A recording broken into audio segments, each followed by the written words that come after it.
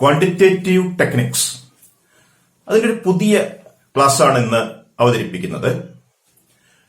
Probability distributions തുടങ്ങുകയാണ്.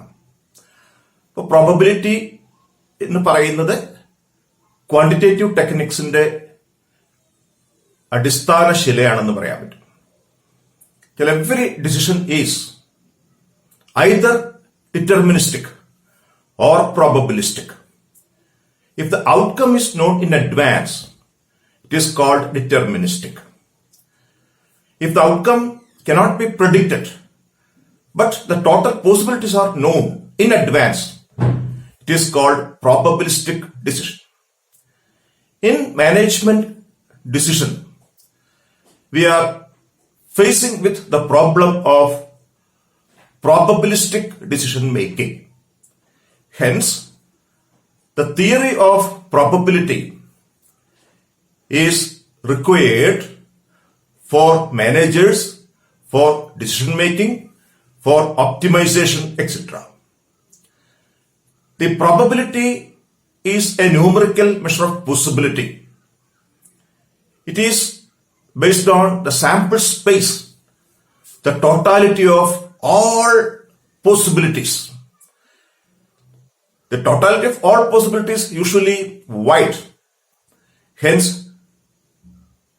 a genuine decision making becomes difficult.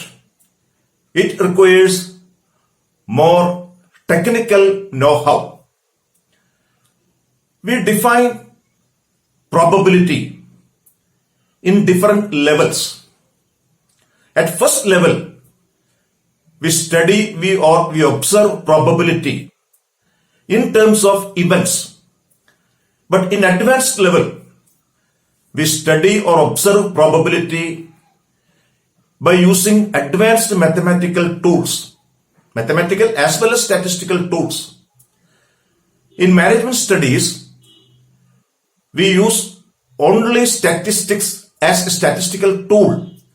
Statistics has three branches: mathematics, statistics, and applied statistics. In QT, we use applied statistics, that is, statistical tools. In this class, I am trying to introduce the mathematical probability concepts required for applied statistics. Instead of basic probability, we use probability distributions and random variable. A variable means anything which vary in magnitude and direction. We are so familiar with economic variables: price, demand, supply, cost, revenue, etc. Everything are variables. They have two characteristics, that is either increase or decrease, and by how much, that is magnitude and direction. So a random variable is a variable which is used for understanding probability by using mathematical terminology or mathematical techniques. The next we discuss probability distributions. These two are the fundamental subject basis of advanced probability theory. In QT, we use minimum required concepts of random variable and probability distributions. So, we are going to discuss random variable and the corresponding probability distributions. These two are used for simplifying the concept of probability, which are required for managers.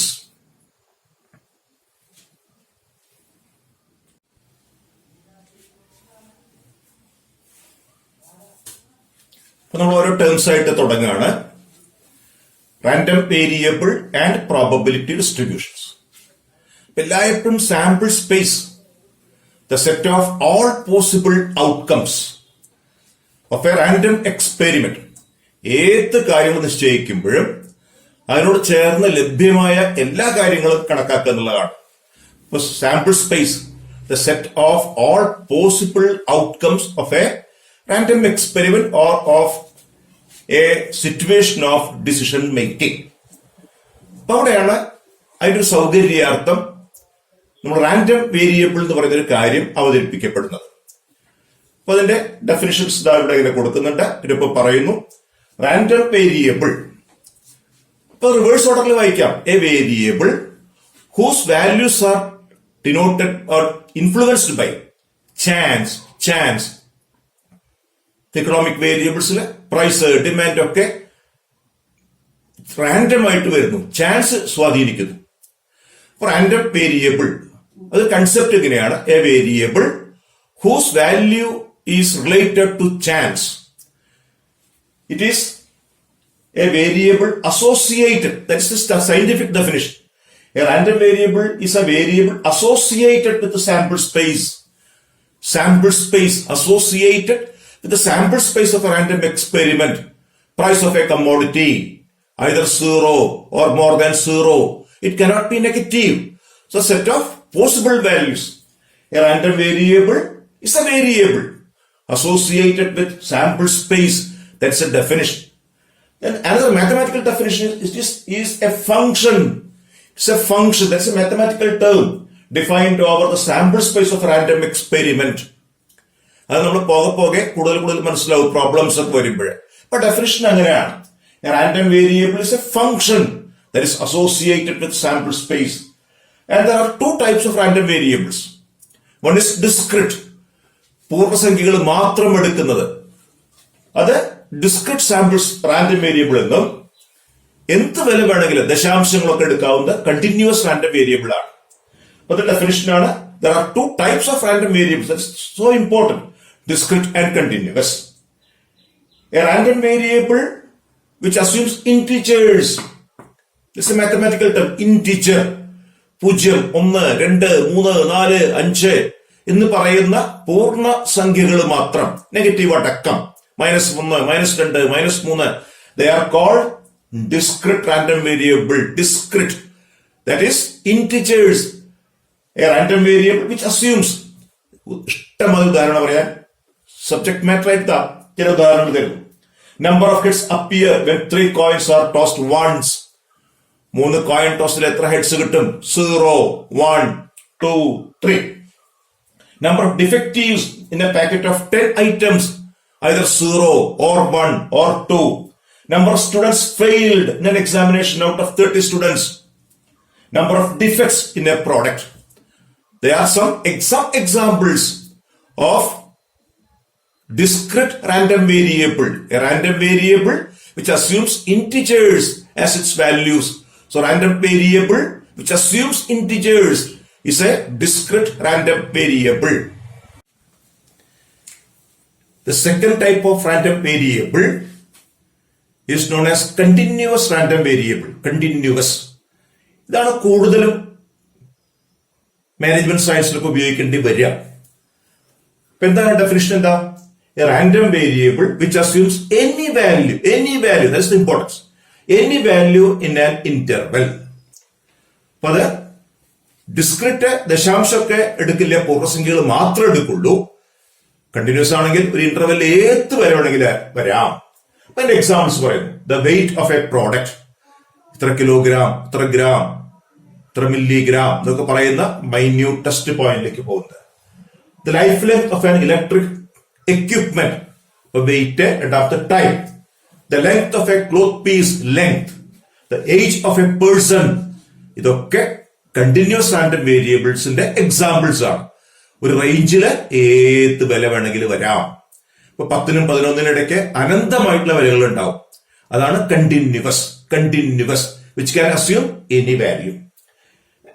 Notations ആണ് random variables. Mathematical notations ആണ്, variable ആണ്. സാധാരണ XYZ mark ചെയ്യുന്നു, അല്ലെങ്കിൽ X1, X2, X3 etcetera എന്ന് mark ചെയ്യുന്നു. അപ്പൊ 2 variables നമ്മൾ പറഞ്ഞു കഴിഞ്ഞു. Discrete random variable and continuous random variable. They are defined over the sample space for convenience. അതാണ് മാനേജേഴ്സിന് പറയാനുള്ള കാര്യം. അത് സൗകര്യാർത്ഥം ഉപയോഗപ്പെടുന്നു. സാമ്പിൾ സ്പേസിന്റെ ബുദ്ധിമുട്ടുകൾ ഒഴിവാക്കാനായിട്ട് സാമ്പിൾ സ്പേസിനെ വേറെ രീതിയിൽ കാണുന്നു. സാമ്പിൾ സ്പേസിന്റെ അകത്ത് ഇവന്റ്സ് ആണ്. ഇവന്റ്സിന് പകരം മാത്തമാറ്റിക്സിന്റെ അകത്തുനിന്ന് വേരിയബിൾ എന്ന് പറയുന്ന ഒരു കാര്യം എടുത്ത് ഉപയോഗപ്പെടുത്തുന്നു. ആ വേരിയബിളിന്റെ വില നിശ്ചയിക്കുന്നത് മുഴുവനായിട്ടും ചാൻസ്. ഒരാളെ കാണുമ്പോൾ അയാളുടെ പ്രായം എത്രയാണ്, അത് റാൻഡം എന്നുള്ള വാക്കാണ്, ചാൻസ് എന്നുള്ള വാക്കാണ്. ഒരു പ്രോഡക്റ്റിന്റെ വെയിറ്റ് എത്രയാണ്, ചാൻസ് എന്നുള്ള വാക്കാണ്. അപ്പൊ ഇത് പ്രോബബിലിറ്റി ഡിസ്ട്രിബ്യൂഷൻസിന്റെ പ്രോബബിലിസ്റ്റിക് ഡിസിഷൻ മേക്കിങ്ങിന്റെ തുടക്കം. റാൻഡം വേരിയബിൾ രണ്ട് തരത്തില്, ഡിസ്ക്രിറ്റ്, കണ്ടിന്യൂസ്. ഇനി ബാക്കി പറയുന്നത് അതിന്റെ ചില പ്രോപ്പർട്ടീസിനെ കുറിച്ച് പറയാൻ പോകുന്നു. Every random variable has a finite fixed probability. നേരത്തെ പറഞ്ഞു റാൻഡം വേരിയബിൾ ഇൻട്രൊഡ്യൂസ് ചെയ്യുന്നത് പ്രോബബിലിറ്റി എന്ന് പറഞ്ഞ കൺസെപ്റ്റിനെ ഒന്നുകൂടി സൗകര്യപ്രദമാക്കാനാണ്. റാൻഡം വേരിയബിൾ ഒരു വിലയുണ്ടോ, ഉണ്ടെങ്കിൽ അതിനോട് ചേർന്നൊരു ഫൈനൈറ്റ് പ്രോബബിലിറ്റി ഉണ്ടായിരിക്കും. അതിന്റെ പ്രോപ്പർട്ടീസ് നോക്കാം. Random variables are denoted by x1, x2, etc. xyz അങ്ങനെ മാർക്ക് ചെയ്യാറുണ്ട്, x1, x2 എന്ന് മാർക്ക് ചെയ്യാറുണ്ട്. x1 അത് മാത്തമാറ്റിക്സിന്റെ സ്വഭാവം. And their corresponding probabilities are denoted by p of x1, p of x2, etc. ഇനി അതിന്റെ ഒരു 3 പ്രോപ്പർട്ടി, അത് പ്രോബബിലിറ്റിയുടെ ഡെഫിനിഷനാണ്. ആക്സിയോമാറ്റിക് അപ്രോച്ച് എന്ന് പറയുന്ന ഡെഫിനിഷനാണ്. പ്രോബബിലിറ്റിയുടെ 3 ധാരണകൾ അതിവിടെ അനുയോജ്യമാണ്. അത് മാത്തമാറ്റിക്സ് നൊട്ടേഷൻ ഉപയോഗിച്ച് കാണിച്ചു തന്നേക്കാണ്. Probability of xi is greater than or equal to 0. ഇപ്പൊ പ്രോബബിലിറ്റി ഒരിക്കലും നെഗറ്റീവ് ആവില്ല. 0-നേക്കാളും കൂടിയ ഒരു സംഖ്യ, എക്സിന്റെ വരെ എന്തോ ആയിക്കോട്ടെ, അതൊരു മാത്തമാറ്റിക്കൽ പ്രോപ്പർട്ടിയാണ്, സ്റ്റാറ്റിസ്റ്റിക്കൽ പ്രോപ്പർട്ടിയാണ്. Probability of any value of random variable is known negative. അത് റാൻഡം വേരിയബിളിന്റെ മാത്രമല്ല, പ്രോബബിലിറ്റി ഓഫ് എനി ഇവന്റ്, ഏത് ഇവന്റ് ആയിക്കോട്ടെ, പ്രോബബിലിറ്റി ഒന്നുകിൽ 0 അതിനേക്കാൾ കൂടിയത്. മാത്തമാറ്റിക്സിൽ പറയും non negative. First property. Second one, probability of the sample space is 1. That is p of x1 plus p of x2 etc. is equal to 1. Sum of the probabilities of all random variables is 1. That is a totality. Sample space അത് ഉറപ്പാണ്. ഒന്നുകിൽ അങ്ങനെ അല്ലെങ്കിൽ ഇങ്ങനെ എന്ന് പറയുന്ന ടോട്ടാലിറ്റിയാണ് 1. Second axiom. Third axiom, മൂന്നാമത്തെ property, probability of x1 or x2.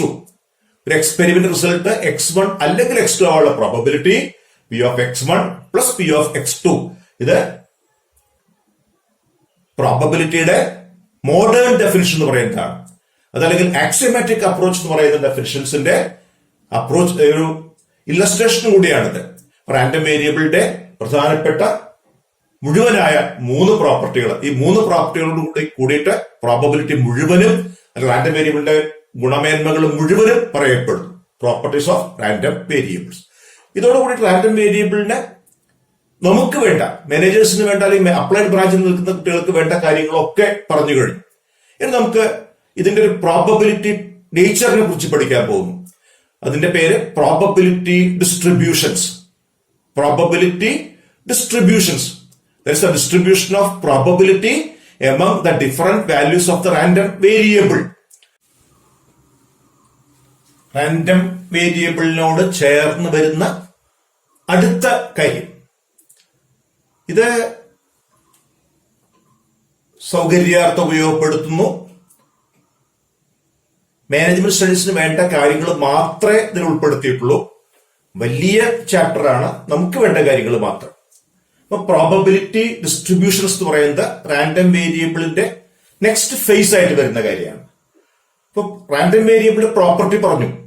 Random വേരിയബിളിന് ഒരു വില ഉണ്ടെങ്കിൽ അതിനോട് ചേർന്നൊരു നിശ്ചിത പ്രോബബിലിറ്റി ഉണ്ട്. Property of random variable, that every value of random variable has A fixed probability. ഈ പ്രോബബിലിറ്റി ഒരു ടേബിൾ ഫോമില് പ്രസന്റ് ചെയ്യുന്ന തുടക്കം, സബ്ജക്ട് മനസ്സിലാക്കുന്ന ആദ്യത്തെ step, the tabular arrangement of values of a random variable and the respective probabilities constitute a probability distribution. ഇത് തുടക്കത്തിലെ ഡെഫിനിഷനാണ്, ഇത് complete definition അല്ല. ഇപ്പൊ സബ്ജക്ട് മനസ്സിലാക്കാനായിട്ടുള്ള ഒരു ഡെഫിനിഷൻ എന്നുള്ള നിലയ്ക്ക്, ഒരു ഐഡിയ എന്നുള്ള നിലയ്ക്ക്. അപ്പൊ എന്താ there is A distribution of probability. എവിടെയാണ്?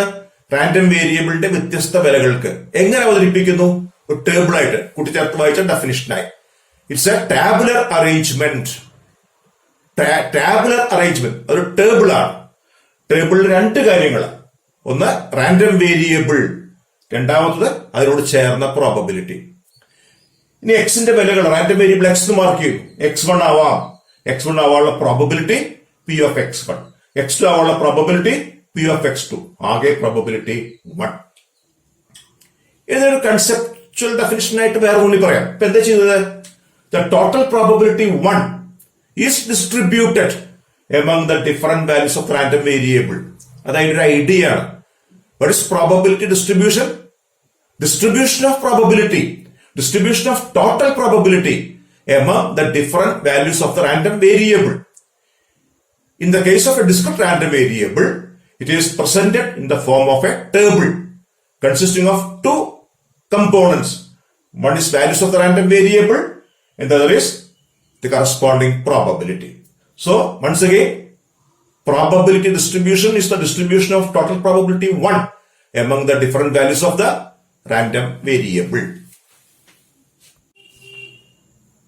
Illustrating an example for probability distribution.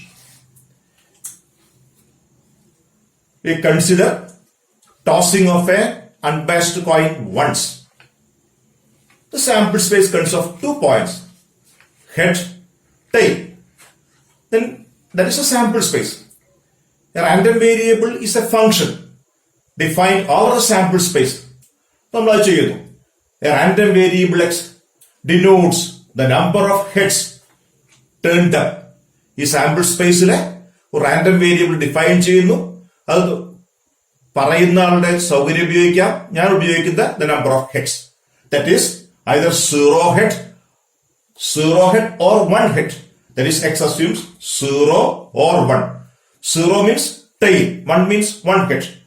അതിന്റെ പ്രോബബിലിറ്റി ഒരു ടാബുലർ ഫോമിൽ പറയും. Random variable and corresponding probability. എക്സിന്റെ സാധ്യത 0, അതായത് ഒരു ടെയിൽ കിട്ടുക, പ്രോബബിലിറ്റി 1/2. എക്സിന്റെ സാധ്യത 1, അതായത് ഹെഡ് കിട്ടുക, പ്രോബബിലിറ്റി 1/2, ആകെ പ്രോബബിലിറ്റി 1. അങ്ങനെ ആയിരിക്കണം. അപ്പൊ നേരത്തെ പറയുന്ന നിർവചനം തിരിച്ചു വായിക്കുന്നു. It is the distribution of 1 among the different values of the random variable. That is a definition, that's an approach to probability distribution. രണ്ട് എക്സാമ്പിൾസ് കൂടി കാണിച്ചു തരുന്നു. അത് ഐഡിയ മനസ്സിലാക്കാൻ വേണ്ടിയിട്ട് മാത്രം. പിന്നീട് അടുത്ത ചാപ്റ്ററുകളിലേക്കൊക്കെ പോകുമ്പോൾ കൂടുതൽ വ്യക്തത വരും. ഒന്നിതാണ് tossing of a coin 3 times. ആ ഡെവലപ്മെന്റ് നോക്കിക്കോളൂ. 3 times. Sample space head tail head. മനസ്സിലാവും? 2 കോയിൻ ഹെഡ്, 3 കോയിൻ ഹെഡ്, ആ തരത്തില് 8 പോയിന്റ് ഉണ്ടാവും. 1 2 3 4 5 6 7 8 sample space of tossing of a coin 3 times. അപ്പൊ അവിടെ റാൻഡം വേരിയബിൾ നിർവചിക്കപ്പെടുകയാണ്. എന്താണത്? Number of heads turned up. Number of heads turned up 0, no heads. 1 head, 2 heads, 3 heads. X equal to 0, 1, 2, 3. That's a discrete random variable, either 0 or 1 or 2 or 3. Then its probability distribution is presented here. Random variable and the corresponding probability 0, 1, 2, 3. There are 8 points. Getting 0, only 1 upon 8. Getting 2, 1 head, 3 out of 8. 2 heads, 3 out of 8. 3 heads, 1 out of 8. Total is 1. This is an example of probability distribution of a discrete random variable. Then one more. Throwing of a fair die. 6-faced cube. Tossing once, throwing once. Either face 1, 2, 3, 4, 5, 6 The sample space consists of 6 points and they are equally likely. ഏത് face കിട്ടാനുള്ള chance തുല്യം. X define number on the face turned up. ഏതൊക്കെ എക്സിന്റെ വിലകള് 1, 2, 3, 4, 5, 6. അപ്പോ 6 സാധ്യതകളുണ്ട്. 1 കിട്ടാൻ 6ൽ 1, 1/6, total is 1. So we discussed 3 examples of probability distributions. അപ്പൊ ഇത് 2 കാര്യങ്ങൾ ഇൻട്രൊഡ്യൂസ് ചെയ്യാണ് ഇപ്പൊ ഉണ്ടായത്, റാൻഡം വേരിയബിളും പ്രോബബിലിറ്റി ഡിസ്ട്രിബ്യൂഷൻസും. ഇനി അടുത്ത് നമ്മൾ ഇതിന്റെ ചില തിയററ്റിക്കൽ ഡിസ്ട്രിബ്യൂഷൻസ് പഠിക്കും. Binomial distribution, Poisson distribution, normal distribution എന്നൊക്കെ പറഞ്ഞാൽ അനവധിയുണ്ട്. നമുക്ക് 3 ഡിസ്ട്രിബ്യൂഷൻ ആയി കഴിഞ്ഞാൽ മാനേജ്മെന്റ് സ്റ്റഡീസിന് സഫീഷ്യന്റ് ആണ്. Binomial distribution, Poisson distribution and normal distribution. അപ്പൊ ഇതാ ഈ സെഷൻ ഇവിടെ അവസാനിപ്പിക്കുകയാണ്. 3 കാര്യങ്ങളോട് കൂടിയിട്ട്, 3 കാര്യങ്ങൾ ഇൻട്രോഡ്യൂസ് ചെയ്യുന്നതോട് കൂടിയിട്ട് 2 കാര്യങ്ങൾ പറഞ്ഞ് 3 കാര്യങ്ങൾ പറയാൻ വേണ്ടി മാറ്റിവെച്ചുകൊണ്ട് ഇപ്പൊ പറഞ്ഞത് random variable and probability distribution. ഇനി പറയാൻ